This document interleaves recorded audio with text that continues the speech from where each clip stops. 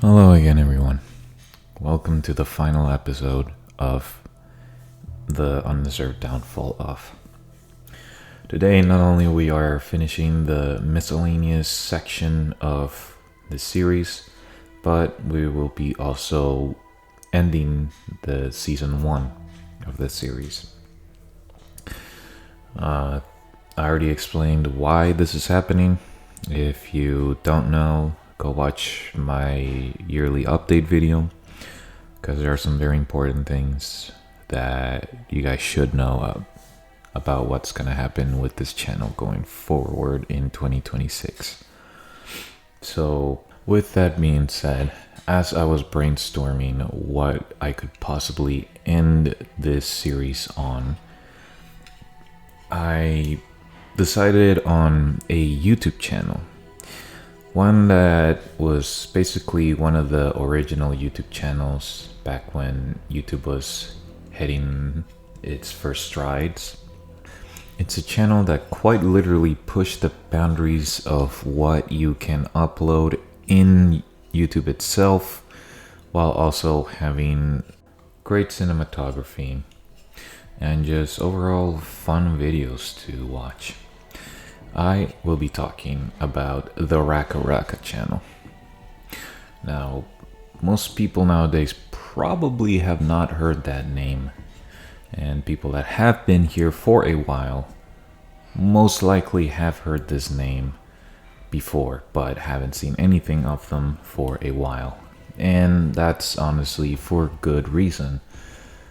The RackRacka channel was created by Danny and Michael Philippou, two twin brothers based on Australia. Their style of videos were kind of like what we used to have back in the Wild West era of YouTube videos, where no one really knew what to upload to go viral. They were just kind of doing whatever they wanted, basically. And RackRacka embodies that very well until the very end of their channel.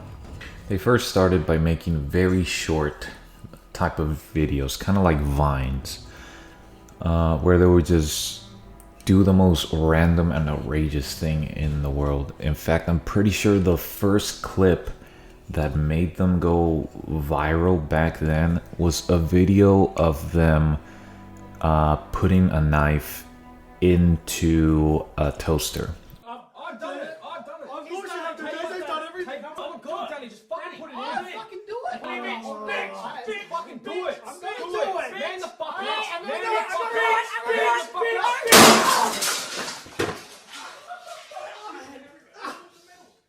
Later on, their short videos would have more edits into them, a lot more effort and effects and cinematography styles put into them.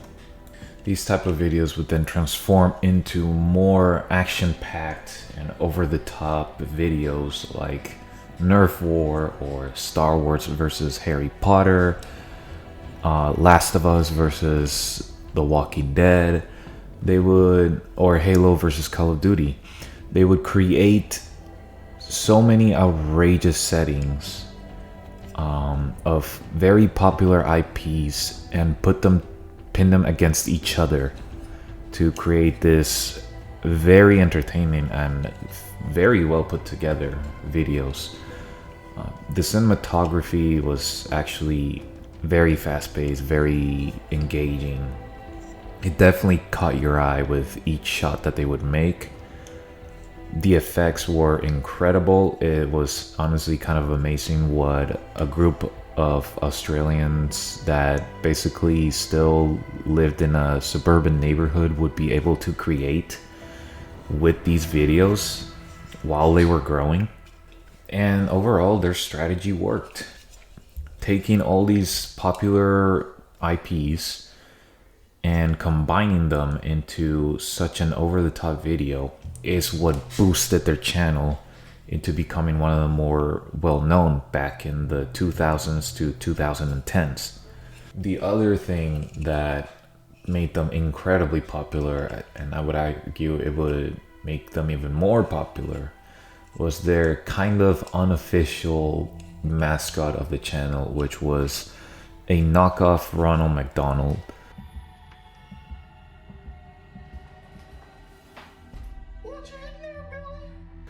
And what they would do with this character is that he was a very psychotic and narcissist version of Ronald McDonald that hated basically anything that wasn't his fast food restaurant chain.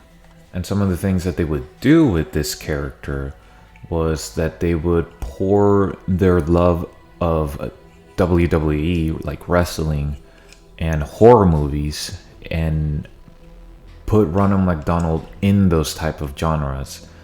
Like there was this whole feud between him and this grandpa character after they killed his girlfriend or something like that. I'm not kidding. It was some crazy stuff.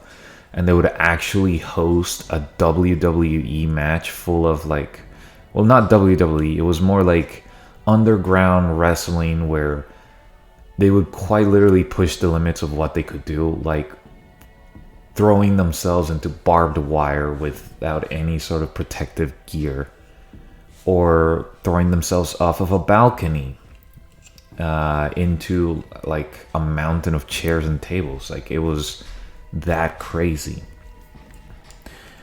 It was clear that they grew up with wrestling and they wanted to do, you know, kind of like a love letter to that. And they did. They went on and created more stories for Ronald McDonald within these different grudge matches. And the other genre that they would put him in was horror. In an interview while they were talking about their brand new movie, which was Bring Her Back, Danny Philippou stated that his first ever genre to watch in movies was horror, and he instantly fell in love with it. And well, yeah, he really loved them because Ronald McDonald basically became this cheesy serial killer in some of the videos where he would harm and just straight up massacre people because they either did not love McDonald's products or they were literally eating something other than McDonald's. And it was quite detailed, I'm not gonna lie. There were some videos where Ronald went very crazy. And it's kind of wild how some of these videos stayed up. And some of them still are up to this day. But we'll get there when we get there. So yeah, all these different elements put them up like way like up there in the YouTube status ladder. They were able to get a $1 million house where they would start this shift in their content where it was more about vlogging rather than their over the top this favorite IP versus another favorite IP. They would instead do vlog channel type of videos and combine their cinematography and effects into it. So there would be times where they would be vlogging and doing stuff like that, and then all of a sudden you have this fight between the roommates fighting each other with all these lightning effects and everything. It got crazy. You would never know what would happen next with their videos. It was kind of insane. They became so popular, in fact, that they started collabing with people like KSI, The Sidemen, Logan Paul, and even former porn stars like Riley Reid. Yeah, no, I'm not even kidding. It felt like they could quite literally do anything and they would still have monetization and popularity and all this different stuff. And a bonus, a little tidbit, they even started becoming a part of the Ash Blogs ARG that was big way back then in the 2010s. And Ash Vlogs was just this horror ARG of this woman that is getting stalked by some random individual, and her fate was kind of left open-ended to kind of not really spoil the whole fun of Ash Vlogs. It was a really good series for both before RackRacka and when RackRacka was part of it, and I would highly recommend it. So yeah, RackRacka was insane, rambunctious, and just overall a crazy YouTube channel where you couldn't really guess what video they would make, because what could look like a normal vlog video would become a part of the horror ARG series, or just a random fighting video, things like that. Now, all that is well and good, but if you have been listening to what I have said, you kind of start understanding why RackRacka fell and became irrelevant in the YouTube scene, at least. Keep a mental note of what I just said there. So back in that time when RackRacka was over the top and crazy and very popular, the YouTube content space was very different to what it is now. Back then, you can kind of almost put anything in YouTube and they would still monetize you. Like, for example, Ronald McDonald in one of the RackRacka videos quite literally ripped out one of the victim's tongue, put it in his mouth, and started to chase a child with a chainsaw while holding that tongue in his mouth and being all bloodied. You would still get monetized for videos like that, because as long as it was, fake, and you would put a discretion saying that all the stunts performed in the videos are made by professionals and you should not do this, you would kind of be okay-ish. But around 2017, I would like to say, very big tragedy. Would I really call it tragedy? I don't really know. But something really big happened within the YouTube space, and that was the adpocalypse. Basically, a bunch of advertisers started pulling out from YouTube, and the ad revenue started to plummet because of it. Not many people were getting paid enough because there weren't really enough ads to go around. So it created a very big problem, especially to those that really quite literally depended on YouTube to pay the bills. And especially, it was an even bigger problem for YouTube because this could quite literally ruin their company. So because of that, YouTube acted fast and decided to implement even new stricter rules into what you can upload in their content space. This meant that edgy videos that kind of already pushed the boundaries of YouTube's already established rules were getting hit badly. They were age restricted. They got the yellow dollar sign, which means that their ad revenue was very, very limited, to the point where it was basically useless.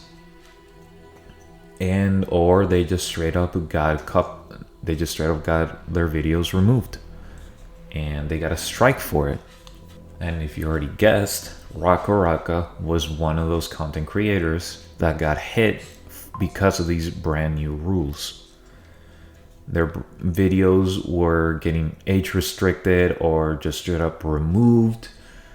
Some of their videos would just not get monetized at all. And what was even worse is that YouTube just straight up shadow banned them. Now, if you don't really know what shadow banning is quite simple. It is basically when YouTube kind of quietly removes you from the algorithm of whenever you try and search for you or your content, and they would instead replace you with something else, like something much more ad friendly. And RackRacka, they really did try. They tried to keep the channel going despite all these hardships, but it really didn't quite work. The shadow ban was still in effect on them, and their views got hit for it. They were barely making any money from YouTube anymore. And because of that, they just straight up stopped uploading altogether. Correction, that was one of the reasons why they stopped uploading altogether. The second reason is quite simply because they became movie makers. Around 2018-ish, while the whole changing of rules things was happening and RackRacka was taking a hit, Danny started writing his first ever horror film and moved to LA with his brother Michael to pitch it to many different people to see who would pick it up. But in the end, they decided to go with an Australian production company that picked up the script, and they decided to start shooting the movie for that script the following year. It was such good news for Danny that he just straight up started crying, because this was his lifelong dream, to make movies. And that dream was fully realized when the movie Talk to Me was finally released. It released with critical acclaim. People loved the movie, and it was a financial success for them. And with that is the second reason as to why they just completely stopped making YouTube videos. The final video you see on the RackRacka channel is a video saying that they released the movie Talk to Me worldwide. And after that, silence. Nothing from the YouTube channel ever again. No video, no nothing. And honestly, I don't really blame them. When you have been a part of a space like YouTube for so long, like RackRacka was, and then all of a sudden that space basically changes the rules to the point where you don't really feel welcomed, you kind of just want to move on to something else. And when that something else becomes something very successful and is something that you truly enjoy from the bottom of your heart, why would you want to go back to the space that basically rejected you? And that's basically what happened with RackRacka. They decided that they would focus more on creating horror movies than on their YouTube channel, where they have no ad revenue, they are shadow banned, and they get age restricted basically every single time they create a video. Whereas in the movie space, their first film, Talk to Me, became a success, and their new film, Bring Her Back, was nominated for Best Film. So yeah, it's not like RackRacka disappeared into the void of irrelevancy and nothingness like so many other IPs that we have talked about on this series alone. They simply moved on and, I would argue, evolved into something that fits them better. They get active on their Instagram from time to time to promote their newer films and things like that. And overall, their focus is more on creating movies and getting people to like those movies. And honestly, good for them. Wish them all the best, and I hope that they keep following their dreams and they keep becoming successful because of it, because they follow something that they enjoy doing. And that pretty much is the final video of Undeserved Downfall of, at least for a while. I'm not gonna keep repeating myself. Watch the video explaining everything and you will know. So with that being said, thank you all for such a wonderful year of 2025. This channel grew so much throughout this year, not only in content, but me as a person. I have grown a lot. I have grown closer to God, but I still got a long way to go.